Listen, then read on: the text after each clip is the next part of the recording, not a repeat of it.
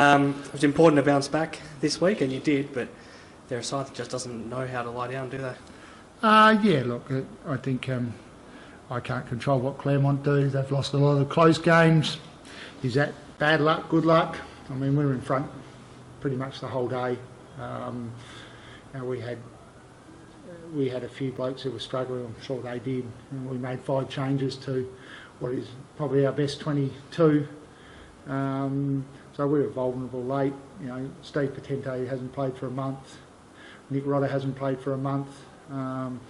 So I just thought in the end we looked a little out on our feet and they kept coming. So with a great finish, and obviously it's good to get on the right side of the win. And I think sometimes, you know, we can look at one side being unlucky, but you know, if you're in front and you hold on, well, you've done enough right over the day to win. And considering we got belted at stoppages or at clearances, we've done a reasonable job, I think. You know, centre bounces early were terrible. I think we were -12 in clearances over the ground. So we played a lot of the game in their half. So we dug deep and we get the win, and whether it's 1 point or it's 100 point, it's a win and gives us one step closer now to holding down third spot. First time in a long time I can remember that you've played in fine conditions. Sometimes can it be as simple as that to help you play a better style of footy? Because obviously playing in the wet, it can be tough and it can drag the game down a bit, but you're able to play a bit more of a free-flowing style for a lot of the day-to-day? Yeah, look, it was a bit of a focus, and we mentioned the weather. I think and it really came home to hurt us last week against Subiaco. We seemed to just kick the ball long and to really poor areas last week, and I think that's been a while since we've played in these conditions, so we had a bit of a focus to try and use the ball and run it a bit more this week. I still don't think it was our cleanest ball use. Early on, the process of what we were doing was right, but we were missing a few targets. But I'm really happy that, you know, the players were trying to do what we asked, and you know, we thought if we could drag their defence out, that we'd get some really good looks inside forward 50. And Strike was very good early, and Duffy was good all day. So, and then throw in Manning and Potente, who were both very good small forwards. I think, you know, we looked dangerous and we could get the ball into space and get a lot of one-on-ones. That was the exact performance that you recruited Max Duffy for, and that's probably why you've been patient with him when perhaps without some of the players you might not have been, but that was a pretty special performance, and just the way he can kick goals that nobody else can. Yeah, look, and a lot's been talked about internally and externally about Max, and you're right, we've recruited him to kick goals, and well, one of the reasons we're playing Andrew Strike forward is because, you know, Max takes a fair bit of heat of their closed down defenders, and you know, Claremont are one side that paid him a lot of respect in our first 2 games, and I'm not 100% sure who went to him today and for how long they went with him. So he's been doing a lot of the bullocking work in taking the closed down defender. So we pushed Strikey forward to try and, you know, trying to get more than one target up there, and he's kicked, I think, 3 bags of 4. Today they played Strikey a lot more respect and let Max off the hook. So swings and roundabouts, and you know, I've been really steadfast in my comments on it that, you know, his time will come, and if he keeps working hard, then, you know, he'll get an opportunity. And 6 goals won today. I thought, you know, his decision with ball in hand and his finish was outstanding. You got Nick Rodder back and he looked good, but unfortunately Tyler Keitel got hurt, so you didn't get the benefit of having both of them down there. What do you know about Tyler at this stage? Oh, Tyler just rolled an ankle. I don't think it'll be much of a problem, especially with the bye week. You would think that he'd get up, but given the amount of footy he's played and over the last month, he's been, you know, left out playing on all the big guys. If he didn't play against Swans, it wouldn't be the end of the world for me. Yeah, so it was, you know, we picked Jordan Mills and rested Joe Morrow, and I was really happy in the end that we did. Millsy, whilst, you know, Bo got him a couple of times, Bo Meister's an outstanding waffle player and played some decent AFL footy. I thought Millsy held his own. He was a bigger body. Hamilton had to go back, so yeah, that didn't work out exactly how we wanted it to do. So we were lucky we picked the extra tall, and I think in the end that selection, you know, because we wanted to see Millsy before the finals. We think that we probably can have another big body forward or back, and he did a good job at both ends. just on him, it's a good reward for him for sticking around for a long time. I think he's played almost 100 reserves games and finally got his chance. Yeah, look, I think he played 1 or 2 Foxtel Cup games, and he took last year off and went over and played in the NEFL.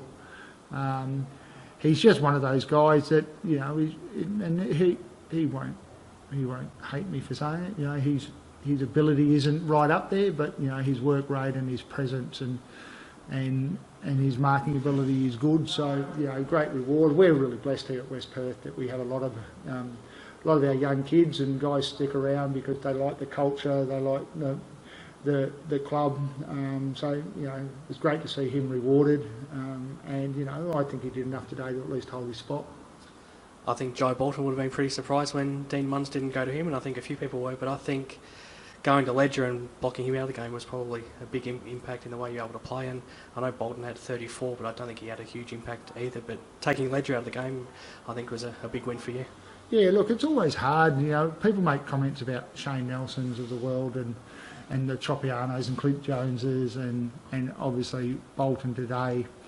You know, 34. I didn't feel like he hurt us greatly. I mean, he played well. He's a good player. I think he had 10 or 11 clearances, you know, probably 7 or 8 inside 50s. But I felt that a lot of his ball use was rushed and kicked out of congestion, a bit like what probably people think of Shane's games when he plays for us and racks up, you know, high 30s. I see Claremont probably gave him their second best player, I think, in the list that they put together. So he played really well. But, you know, we're trying to find different ways of looking at midfields. We know Dean can play on an inside mid. We know he can play on an outside mid. I wanted to put a little bit more acid on our inside mids to cover some players that probably let off the chain last week. You know, Cocky and Phelan and Kitchen all got a fair bit of it, and our mids kind of were relying on Dean to close them down. So it was a bit of, you know, educating our inside mids that it's not all about Dean doing the shutdown roles. Everyone has to defend. Does the bye come at a good time now to freshen up for the last crack of the season, now that this will be your last break, and it could be as much as 5 weeks that you go on to play without a break? Is it a good time to freshen up? Yeah, of course it is. I'm not going to sit here and say it's not. So even if I didn't think it, but no, look, we've played Sydney last week and we were battered and bruised, both physically and mentally. We were. You know, our egos took a fair hit last week. So to jump back on the horse this week, training during the week was horrible. It just belted down both nights. It was cold and wet, so it was good to get out here, get a win. We'll regroup. You know, we'll just top up our skill work, top up our fitness work, and play Swans in the last game. You know, it's just a game. If we win that, we'll finish third. It's as simple as that. We may finish third regardless of, you know, because next week's results probably will dictate whether we're 1 or 2 games ahead. So, look, the bye's good, but you know, you deal with what's in front of you. So if we didn't have a bye, we're able to. You know, a couple of guys missed today through management, and that's no disrespect to our opposition, but you know, there's at least 2 or 3 of the 5 who were pretty angry when I said you weren't playing. So, you know, we like to think that we do that week in, week out. So we would have done that whether we were to buy next week or not. Aside from Nelly, who will be probably 50-50 right up until almost game day, and you know, Tyler after today, would you expect everyone that missed today to be available for the Swans game? Yeah, I mean, Drew Rowe missed with concussion, and he was probably 50-50 to play even Thursday night. Joe Morrow was managed. He had a bit of a knock on his shoulder last week, and so 2 weeks off for both of them are certainties. Joel Leeson shouldn't be a big issue. So Nelly's an outside chance to play against Swans, I would think. If you can remind me who the 5th was, I'll give you a fair. Lane Rasmussen. Lane had a nerve problem in his foot, so that's been cortisoned and with a break. So I'm expecting 4, if not 5, of those to be available. So if Tyler missed or there's some other things, I think we've got some real selection issues because all the guys who come in today played their role, and you know, I thought Patente was very good, especially early. I think Teddy probably played his best game in the seniors for the year. Millsy was okay. So, you know, and good to have Rod's back, and he'll be better for the run. Gordy not playing today, does that mean that he's not going to be able to make it back this year? Oh, look, you'd have to be a fairly brave man to predict that he will, but he'll play the last week. I think it was probably, we probably could have pushed it and played him today. So I think the conversation will go something along the lines of, if you don't play against Swans, it's curtains. So that may force the issue, but we won't put him out there if there's any real issue. We don't think that he's going to tear muscles. He's just tight. So he really, if he wants to be a part of finals action, then he's got to play against Swans, and then if his form's okay, we'll reconsider after that. Either way, have you had a discussion about him playing on next year? Is that No, not specific. My understanding is he wants to play. My view as a coach is that if he wants to play, he'll play. But that's my view with all the players. I've never sat with a player at West Perth Football Club and said, I don't want you to play next year. You know, you tell them what the upside and the downside is. Like you may find that there's young kids going past you, and generally what it's about is if you can't commit 100% to the training program, the kids will go past you because they just work so damn hard, like these players did 10 years ago. So that's what I do, and a lot of them come into the office hoping that I will say, yes, I want you to play, or no, I don't, but that's not my job. My job is to tell them the process. You choose to play, you'll be selected on merit if you do the work. If you choose to play and you don't do the work, then I probably won't select you. And there's not too many who haven't made the right decision.